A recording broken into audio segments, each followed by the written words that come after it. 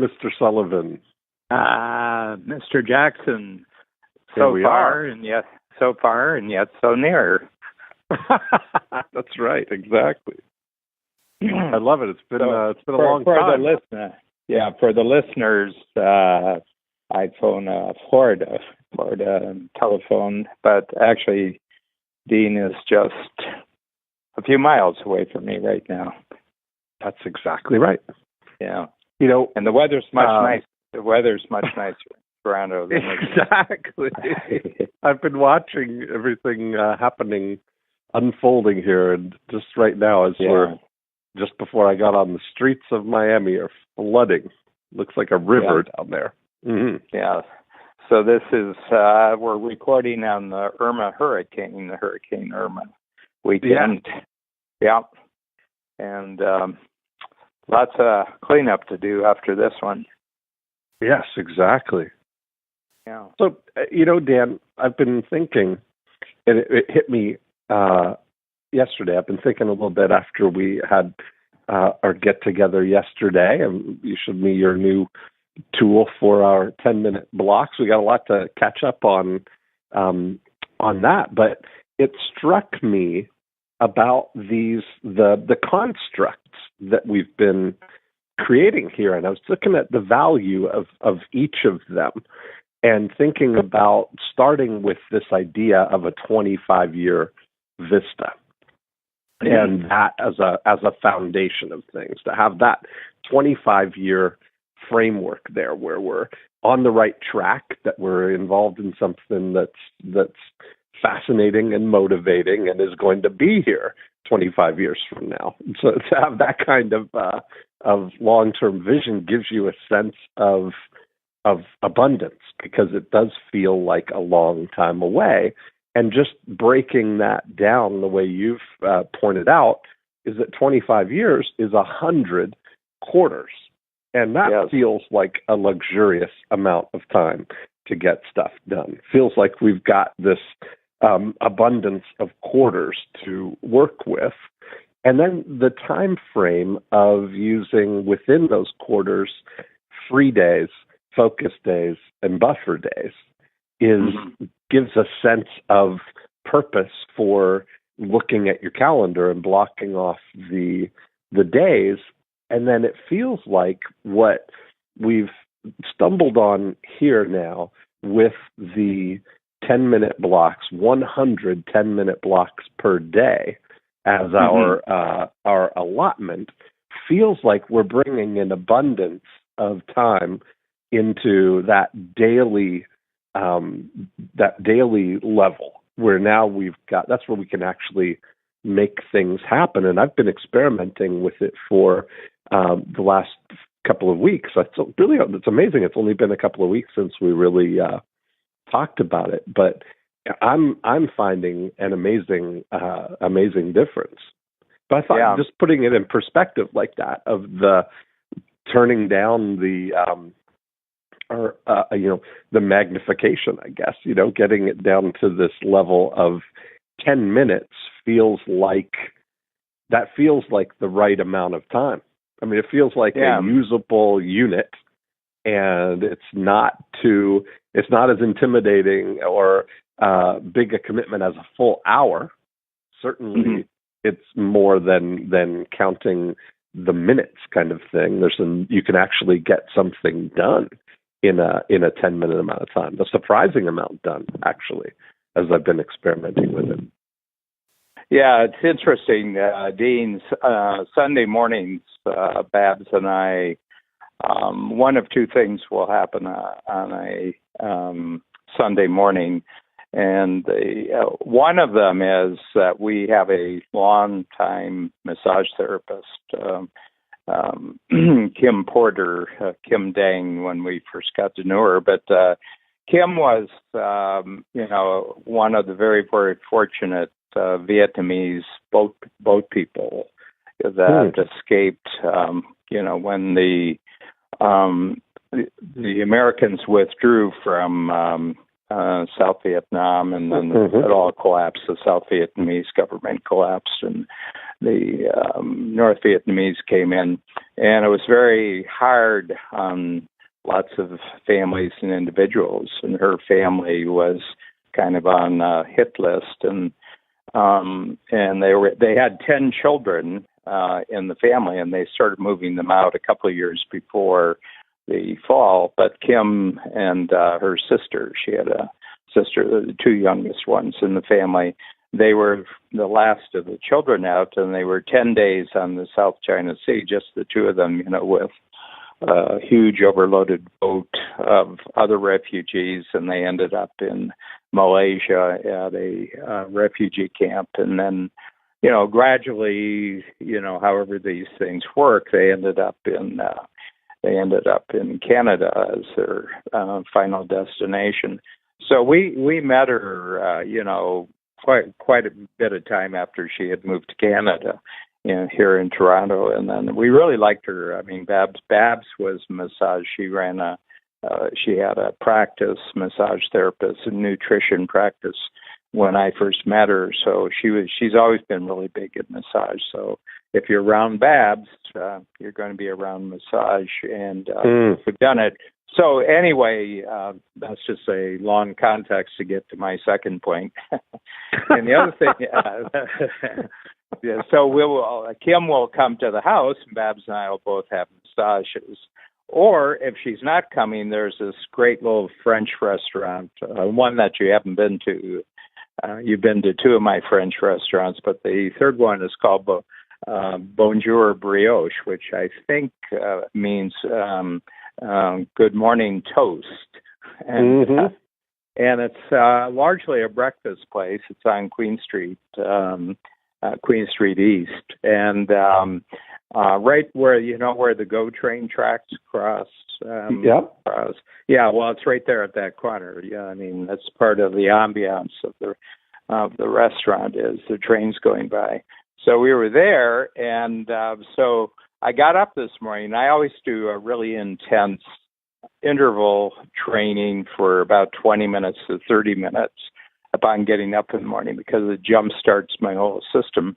And I was thinking this morning I was going to get a Vasper session. Vasper, for those listeners don't know what it is really quite remarkable piece of exercise technology that combines 3 or 4 different things that give you in a 20-minute exercise period, gives you about 2 hours impact of intense interval exercise. So if you want to look it up on Google, it's VASPER. But it takes about 20 minutes, 25 minutes to do the session. And so we got back after breakfast, and I was reading, and then I was, keeping my eye on 12:30 because that's when our podcast is, and it's about 11:30, 11:45. And I said, well, I'll do the Vasper after the exercise or after the podcast. And then I said, wait a minute, how many 10-minute blocks do I have? How many units now? Is this? Right. How many units? I said, I got 4 units. I only need 2.5 units. And so I immediately went up, got my, exercise clothes on, came down, did my Vasper session, had a cool down, and then I was just looking at a couple of things on the internet up until 12:30. But it was interesting that in using your idea just for a week, my brain is already using it as an active tool for estimating, do I have enough time, do I not have enough time to do something? Yeah. That's what I've found too. And it's really, I find it most useful, just like you're describing. I have a lot of in-between time where, because I don't schedule things tightly back to back to back, because I don't like to feel that pressure of I got to wrap this up to get to this kind of thing. So I usually have some space between things, and this is the perfect kind of thing to recognize and make that time in between things kind of useful. When I look at it and say, okay, yeah, I can spend 2 units or 2.5 units here between this and comfortably be done with something. Yeah, I think yeah. Yeah, just for, we've had some interesting talks, and, this is our, we talked last Sunday, and then we had the 10 times workshop on Thursday, and we chatted throughout the day. And we had lunch yesterday, and then we even had an additional after meeting. So we've talked a lot, probably talked more this week about a particular topic than we ever have before.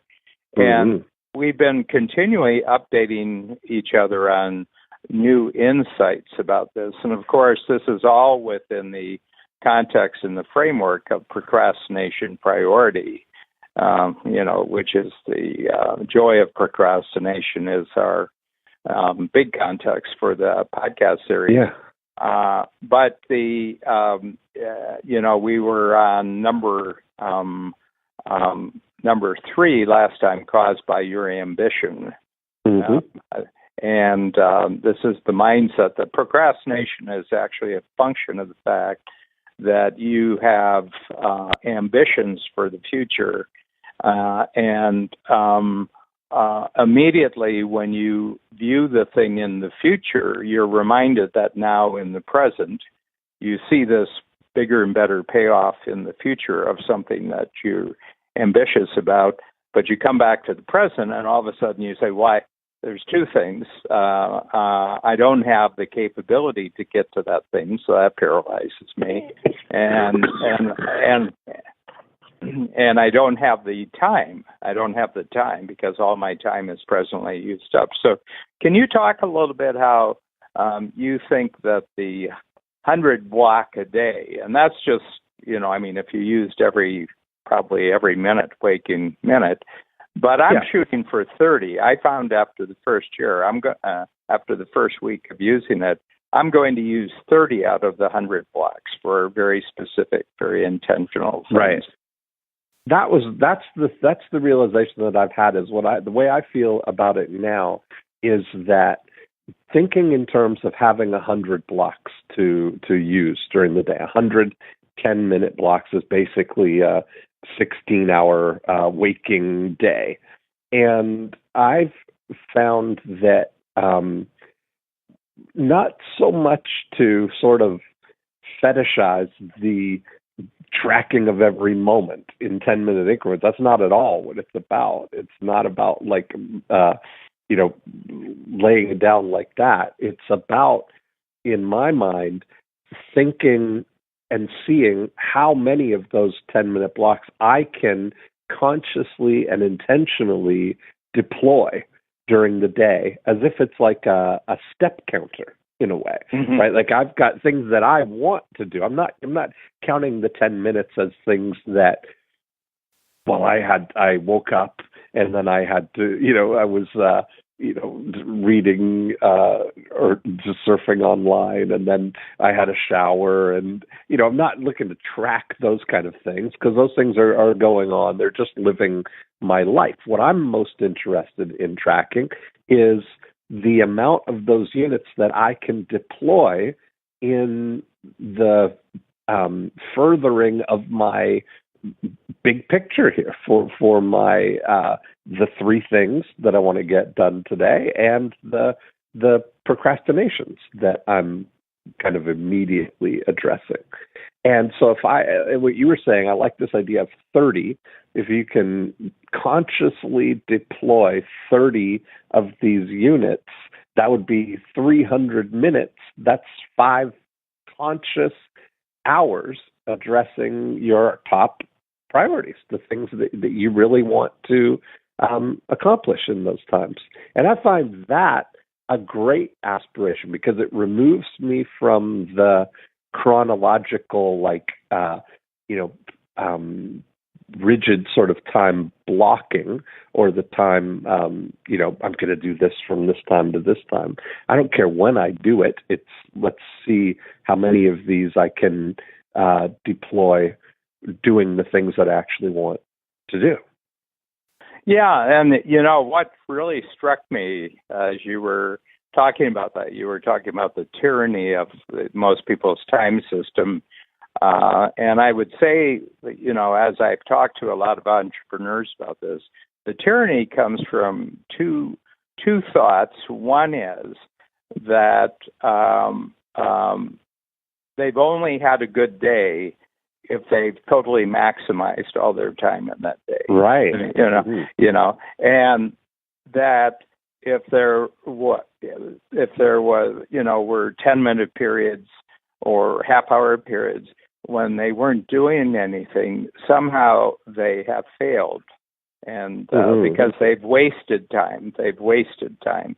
And I've just been conscious this week because, everything that I do in this type of setting within our podcast series is going to be subject of discussion with clients when they come in, because an increasing number of strategic coach entrepreneurs are actually listening to the Joy of Procrastination, so they'll talk to me. And, they're going to ask me a lot of questions throughout the quarter. This has already happened. It happened on Friday. You were in on Thursday, so they could ask you the questions. But on Friday, people were already bringing up the topic. And I said, the biggest difference, somehow the notion of wasting time seems to have disappeared during this past week. Yes. I've got 100 blocks available to me, and the goal is to use 30 of them. Right. Which feels abundant, and it feels like... Well, it does. Yeah. Yeah. And it feels like it's okay if I don't start right now, or it's okay if this takes a little bit longer. It's I can start that 10 minutes at any time. It's funny how our vista changes, right? Like I mentioned at the beginning, when we think about 25 years as the big picture, and then thinking about the 100 quarters, and then breaking that down to free days, focus days, and buffer days. All of those set a context for everything. But then bringing it down to this 100 blocks is really, I don't, maybe it's the novel. I think it's more than the novelty of it. I think that we're, for me, have really stumbled on something that is a difference maker, because it removes the chronological element of it, which as we've seen, most people have these attachments to the top of the hour and the bottom of the hour. We kind of break it down into those kind of units, but it feels good to be able to deploy it at that kind of currency level, Mm-hmm. Yeah. And, I think, we mentioned one of our conversations at lunch yesterday was that, if fish swim, if fish swim in water, human beings swim in time. In other words, that the environment in which we operate in, from the moment that we show up as infants to is a time. We live in a time ocean, and there's better swimmers than others. What I've noticed is that there's a lot of people who are, I think of the Pixar movie or Disney, I'm not sure what it was. Well, I guess it's the same thing now. But Nemo, the Nemo, and they catch that there's a stream off the coast of Australia that if you catch it, you can go a lot faster, and I'm sure that water creatures have all sorts of tricks that allow them to use water better than humans when we go in. It's a foreign element for most humans. But what I'm noticing is, and I have a tremendous sense that for the most part, entrepreneurs are more skilled at time than people who, they're in a job and, they don't feel like they have much control over the job. And their time, therefore, is very, very different. It's kind of like their time isn't their own time. Their time is weekends, or their time is, after hours, where entrepreneurs look at that same time as being fundamentally their property. I mean, when they're on top of their game, they're really treating it like their property, and sometimes they feel kind of like they're in a job. But it seems to me that these considerations that you mentioned at the beginning of the podcast, the different lenses, different vistas that we're giving to time, is we can do. The reason why we can do it is because we own it anyway. Mm-hmm. That's great. Yeah, it is. It's ours. That's true. But that's one of those things that is. I loved that analogy of the ocean. That really is. That's the one thing that we all have in common. Where every single person is swimming in that same time ocean. Mm-hmm. Yeah, and it's. I mean, I've always found this kind of like magical thinking. This playing with time has always been magical thinking, and I mean, I've got thinking processes in Strategic Coach where you can go back, decades, and I've seen people, with an exercise which is called the Experience Transformer, where I'll say, think back to a really negative experience you've had. I'll say this to the entrepreneurs. I said, think back to a really negative experience. Could have been business, could have been personal, but it's more than 25 years ago. Okay, and I want you to think back, and I want you to pick the one that even today, when you think about it, you still experience negative emotion over it. It's almost like there's something unresolved about this experience. And you oftentimes don't like thinking about it because every time you do think about it, you still get, little, daggers, little pain daggers. And I says, now I just want you to be willing for about 20 minutes to go back and actually think through that experience. And the first thing I want you to do, and I have a sheet of paper with, a form on it, I said, what was good about the experience? Okay, what worked about it? And it's hard usually for them because they're, when I remind them of it, they don't want to think about it because there was nothing that worked about it. But then I take them in and, and one of the first things that worked at it is that it was so painful that I never did it again. I said, so what worked about it is that you never did it again. Right, yeah.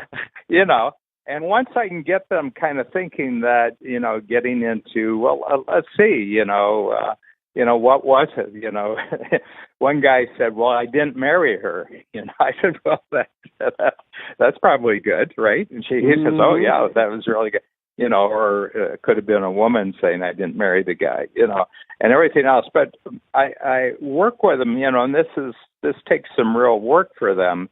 And they write down, I can get them down to about 5 things that they can say, big things and little things, and they write it down. But you can see them shift because they've granted themselves in their own mind, looking back, that there was something actually valuable and useful about what happened, which they had not seen before I asked the question. And then we spend an equal amount of time on what didn't work about it, which is very easy for them. They write that down. Okay. So this whole set of thinking can happen between 10 and 15 minutes. Okay. And I said, now, based on what you've just learned about this long ago experience, you can't go back and redo that experience, but what can you extract in the way of lessons from that past experience that could be useful in the future for you? And I give an example, of that, and pretty much all of a sudden they start writing down, well, next time don't do this, don't do this. And they've taken this piece of unexamined experience. It's been unexamined for, maybe 30 years, painful, and all of a sudden they've created a future lesson out of it. And this experience suddenly, and I get them to talk to each other about it so that they can share with it. And people are fascinated with other people's experiences. And then a half hour after we start, I say, now, let me ask you a question. How many of you, that was a very painful experience, but now the pain is gone? And every hand goes up. And then I say, how many of you, that was kind of a worthless part of your experience, and now it has a tremendous value? And they raise their hand. And I said, now, I have one more question. I said, could that not be true about all of your experiences, what we just did? With all of them. And all of a sudden, Dean, it's really, really interesting. Somehow, there's a lot of talk about people creating their future, but I said to them, haven't you just kind of created your past by doing this exercise? I mean, your past got changed in the last half hour. So this is another time ability. Most people think about present time ability and future time ability. I said, you can do the same thing with your past. That's really fascinating, because yesterday or Thursday, when we did the exercise of looking back at the game changer jumps, the things that were, you could frame that as the most positive experiences that we've had, the most positive decisions or changes that we've made, and I found that very valuable. But I think we could do that same thing. I'm envisioning right now, looking at right now and looking 25 years back, which is where we started the. I don't know whether that was the instruction or just whether that's what I ended up where I ended up starting. No, it's just to the beginning of whatever your entrepreneurial career was. Whatever the time frame was. Okay. That happened to be more or less 25 years for you. Yeah, exactly. So I looked back at that, and I found that very interesting. Now, there are so many. I just picked we did 5 or 6, I guess. How many? 5 we did? 5, yes. Mm-hmm. Yeah, we did 5, and I found that very insightful. And what I'm imagining now is what you just talked about, looking back and identifying what were the 25 most experiences that I would have loved to be different, I guess, in those 25 years, whether you call them negative experiences, I guess, or things that you would wish didn't happen, or things that you would love to transform. The specific criterion that I put out there was that it's something it still feels unresolved. In other words, it's still got active negativity to it. I had a lot of negative things that happened. Physical injuries, competition failures. I've had, but none of those much bother. I never think about them. They, if you win, you lose. So big deal.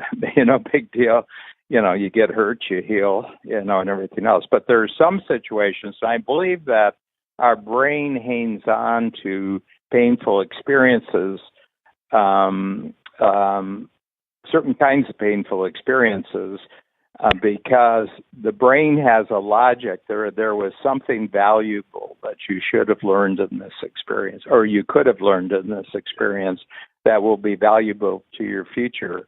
And you haven't learned it yet, so we're going to just keep the pain level up every time you think about it.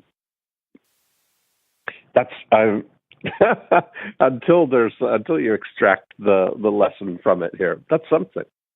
Yeah. I believe that we have painful memories until we've extracted the lesson. Once you've extracted the lesson, the pain disappears because you've moved the lesson from being buried in the past to active in the future. Yes. I like it.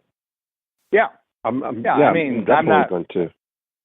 Psychiatry or psychology is not my framework, Right. but I just have noticed that, that everybody I've tried this exercise with can do it, so, it seems to me that it's within the ability, it's within the skill level and the capability level of anyone. I mean, if you lay out the instructions, it's their content. I don't know what they're writing down.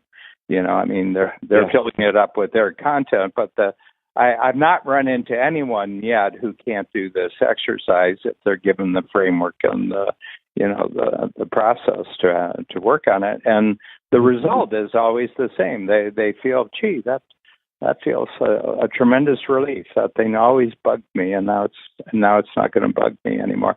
Well, we're time traveling again. What we're doing since we got into the procrastination topic, into the thing, you and I seem to be time traveling, and what's great about it is we're doing it as a partnership. Mm-hmm. I agree. Yeah, it's really, I look at it, even just looking back at what we've just been just over a year now, and I look at so many of the things that we've talked about and the difference that they've made, and then how they continue to build on each other. It's exciting. Yeah, and here's another way. A lot of the strategic coach participants know, and that I'm starting a whole higher level of strategic coach. I've done this a couple of times before, and the 10 times was a huge level, which we started, a little more than 6 years ago. And now I'm going higher with one, which is called the Game Changer. And since you gave me this new tool this week, I told the team on Friday, after our workshop on Friday, I said, I'm a lot further ahead with this project than I thought I would be at this time. And so yesterday, after I got back from seeing you, I came home and I went back and I measured the crucial actions that I had done to get this new level off the ground, and it added up to 18. It added up to 18 10-minute blocks. 18 units. That's great. It took me 18 units to get this project to its present state. Wow. This is the thing, is like, the more I think about this, these units are the gateway for getting something from our head out into reality here. Yeah. Especially when we're thinking about the thinking tools, like I imagine that your 18 units included 2 or 3 units in an impact filter to start the whole process. So, I know that is that tool. Well, that was 6 of them. There were 2 crucial impact filters. And then there was about,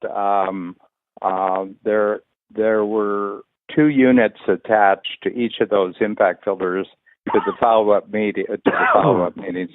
So there were 2 5-unit, 50-minute sections, which I was talking to a team and I was talking to an individual. But it's been phenomenal, actually. It's been phenomenal. I lie. I lie. Dean Jackson. I lie, because I didn't take into consideration the 6 units that were in each of the panel discussions. Oh, my goodness. Well, so then there we go. That's 30 units altogether. Let's say 14, 32 units. 32 units, But that's pretty good. That's pretty good. I mean, that's not even half a day. Now, an interesting thing, Dan, that we have available to us as entrepreneurs is the wonderful opportunity to engage other people's units. And that, I think when you really think about, you've got 32 units in this, and then how many other people units do you think are involved in this so far? More than 32. Oh, yeah, I would say,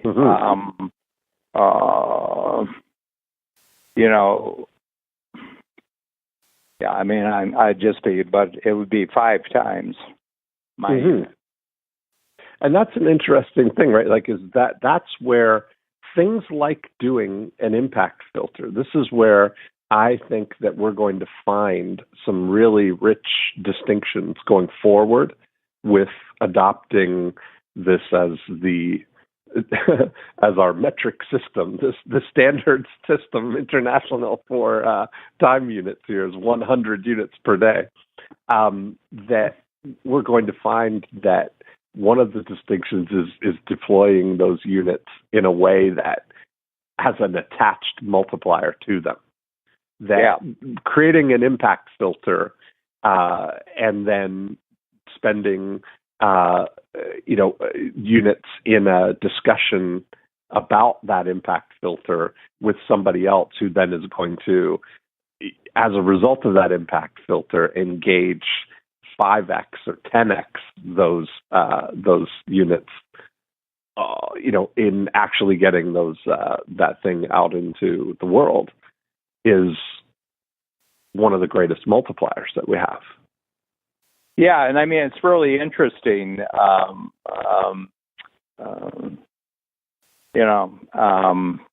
Something else is revealing itself here to me as you were talking about, because so I did 2 workshops, Thursday and Friday, and I'll go back. I'm going to go back and do a more thorough analysis of the number of units that have been employed here. That was just my first, my first crack at sort of taking a look at that. But for example, you were in the workshop, so this is meaningful to you.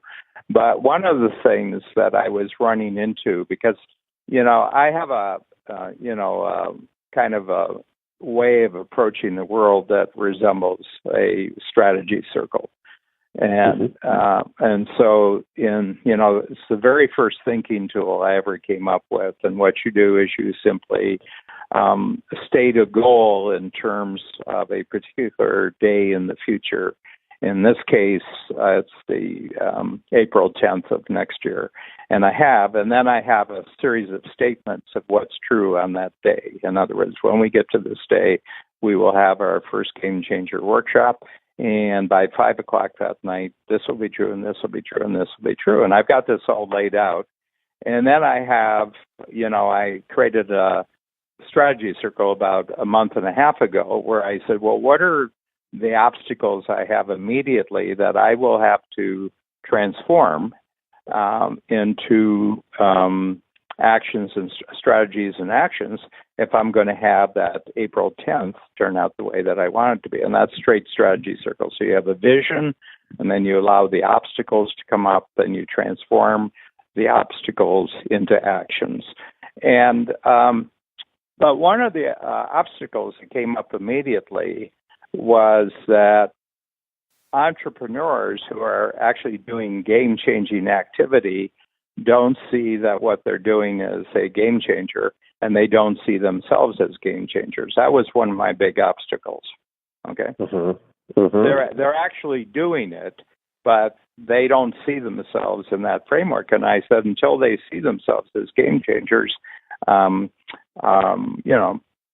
it seems like a foreign concept, and they can see other people being game changers, but they can't see themselves being game changers. And that's where I came up with the notion of game changers so far, that I went them back and to identify 5 game changers where it was their game that they changed. They actually changed their game 5 times. And it's remarkable how that exercise has kind of moved, I would say, easily 2/3 of the room in the direction. I say, oh, now I know what a game changer is. Yeah, there we go. And then having that, vision to think, well, I think what was fascinating about my reflection on the game changers that I chose was that between the game changers, there was no way to see the next game changer coming. And it was like it was only because of the one previous to it that set up the circumstances of the environment for the next game changer to present itself. Mm-hmm. Yeah, I mean, Edison probably, and the other 5 or 6 people on the planet, within a 10-year period came up with the light bulb. And he wasn't even the first, but he was by far the best marketer. He was by far the best entrepreneur. And I'm always struck when I fly back to Toronto, how bright Toronto is at night. Toronto, of all the cities in North America, Toronto is one of the brightest cities I've ever seen because they just have massive amounts of lights. Massive amounts of lights in the city. I mean, they have Niagara Falls, just 100 miles away. So, they've got massive amounts of power coming in. And, but it would be, the Edison just having, finally figuring out the filament that actually lights up the vacuum bulb. Well, that's a phenomenal game changer. The light bulb was, probably one of the greatest game changers ever in history. And then the experience, so that's one event in time. And then there's another event. I'm coming back from Chicago on a Friday night, and we're coming in for a landing. I'm just marveling at all the light.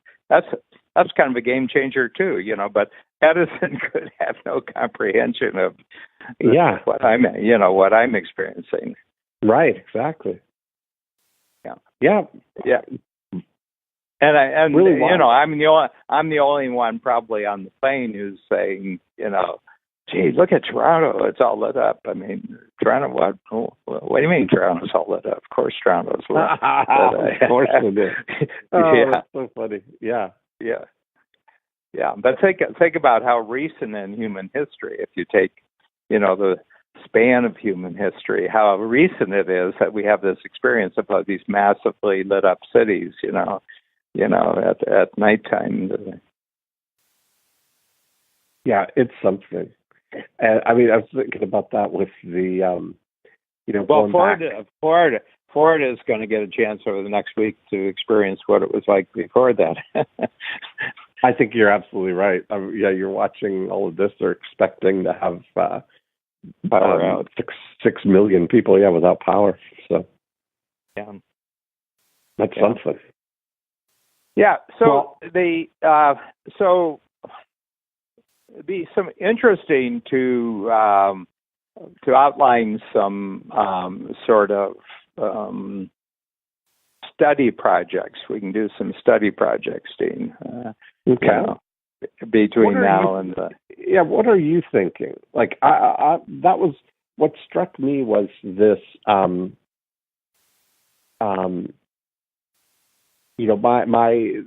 What happened yesterday when you showed me the tool that you're using for the deploying of them, and I showed you, Dan. I'll tell everybody listening how we had somebody who listens to our podcast and really got a lot from the first time we talked about these 100 blocks, and sent me an email with a mock-up and offering to create an app to show the deployment of these 100 blocks. So I appreciate that. I've been in our mastermind or our workshop, and then my mastermind, and then Gio's event yesterday. So I'll have a chance to connect with them this week. But when you were showing me yesterday your tool for how you kind of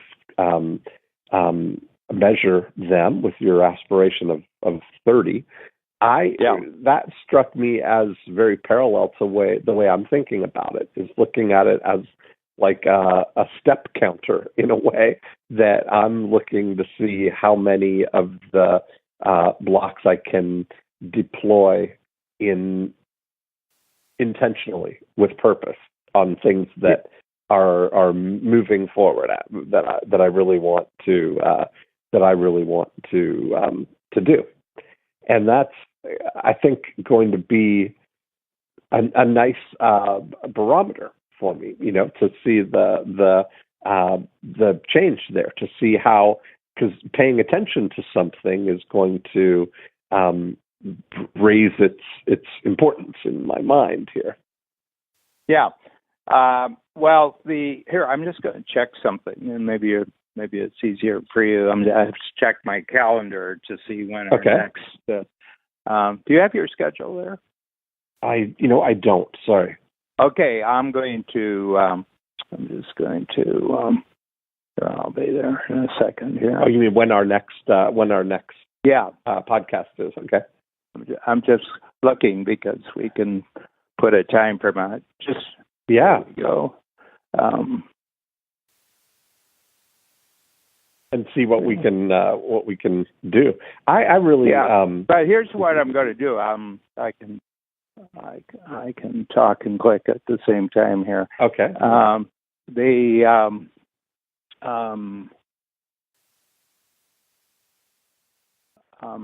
What I'm going to do, I'm a great believer in forming good habits. Right. I like forming good habits. So what I'm going to establish for myself is that I will do 30 10-minute blocks for 7 days running. 7 days running. And then I'm just going to keep notes of the insights I have as I do this. So it isn't so much what what they're being used for. It's just that I'm going to do 30 blocks for something minimum each day for 7 days in a row. Mm-hmm. And then keep track and try and come up with 5 useful insights from that exercise. What might be a procedural insight. It might be an impact insight and everything like that. But I think that because you do it once and it's one thing. You do it 7 times in a row where you've hit a number, and it's a totally different experience.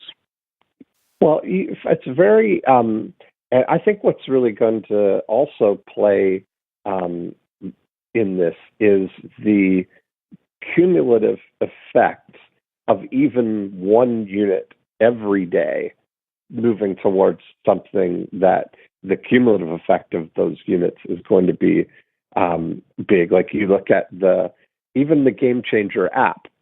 If you look at the 1 unit in less than 1 unit in really filling out and thinking about reflecting on your 3 wins for the day and setting up your 3 wins for tomorrow, that one 10-minute thing done over a period of time is an amazing win on its own.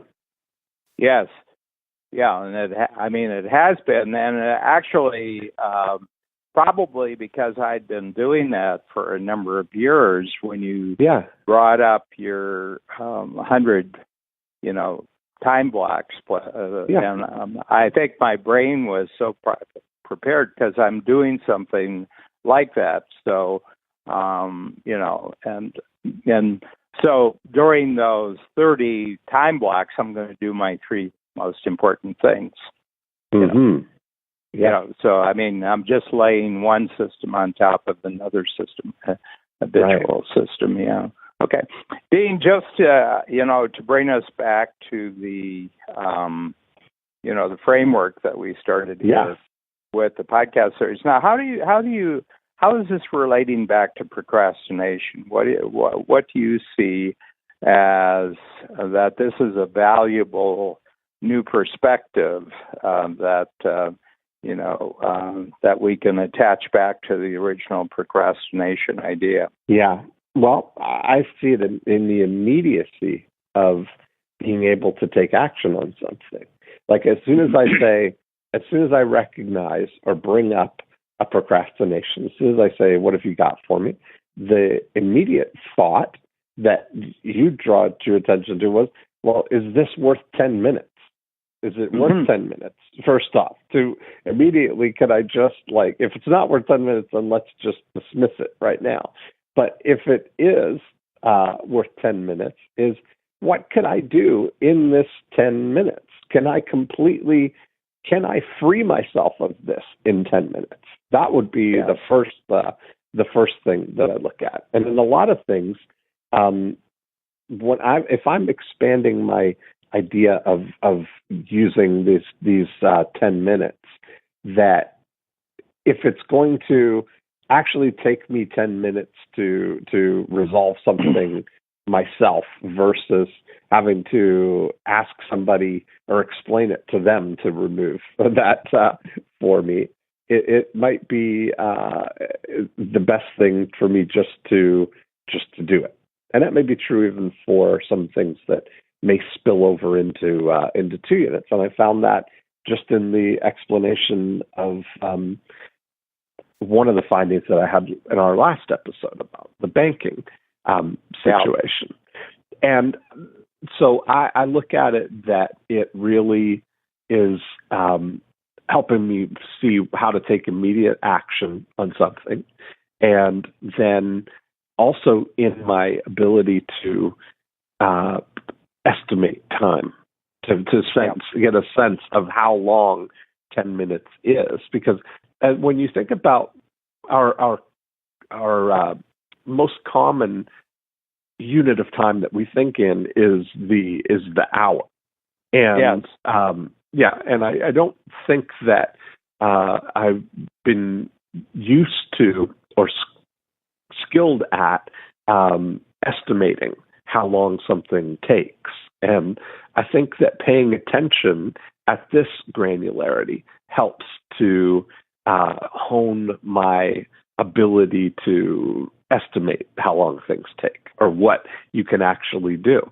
Like I've had the experience of knowing that you can really get a nice brainstormed kind of outline of something in 10 minutes. Oh yeah. And I think if you really think about it, even with the strategy circle, you can do. I had a few of the index card sized strategy circles that you have. Like I don't know whether you call them a quick strategy circle or whatever. You can get the basics of a strategy circle really done to see whether something makes sense to continue. And in 10 minutes, you can get a lot of clarity. Yeah. I was just saying, I'm overhearing a conversation and people are saying, that Dean Jackson, he was never a very good hour guy. That's funny. He couldn't handle the hours. He was, you Watch could tell these units. Watch him with these units. Yeah. But he's a good 10-minute guy. But he was never a good hour guy. Oh, that's so funny. Yeah. I like the short closer, the guy that comes in at the end of the game with half an inning left. Yeah. Mm-hmm. A short reliever. Yeah.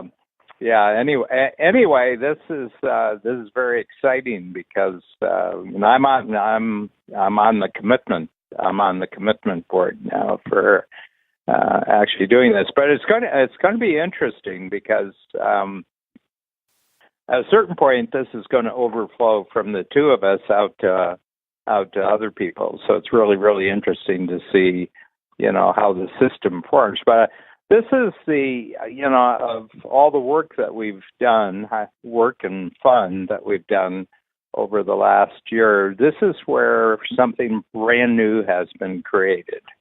You know, that's and I think this. I think we'll find, each of us, that if we bring this up in conversation with other people between our podcasts, that we're going to find that there's actually kind of an intriguing quality about this in other people's minds. Because I think there is a real tyranny the way that the normal time system has been set up. Yes. Yeah, I agree. I'm just, it's so, every time I have these conversations, Dan, I get inspired. Is there really, it's been a delight to Yes. continue and have these conversations. I love these, what it's doing for both of us. Yeah. I mean, if I look back where I was September of 2016, and I look at what I'm doing now, how I'm thinking, how I'm communicating, how I'm getting things done, there's been as much a shift in 1 year as any year in my life. So I've got to say that this has been a terrific activity. That's awesome. Cool. Did you find when our next? Yeah, it's next Sunday. It's next Sunday. Oh, so, perfect. That's the perfect amount of time. Good. Yeah. Okay. I hope you arrive back in Florida and find out that everything is. I hope so too. Yeah. Secure. Everything is secure. I hope so too. Yeah. Hopefully we'll have telephone power. I'll be able to call in. That'd be good. Okay, Dean. Have a great week. Thanks. You too. Bye bye.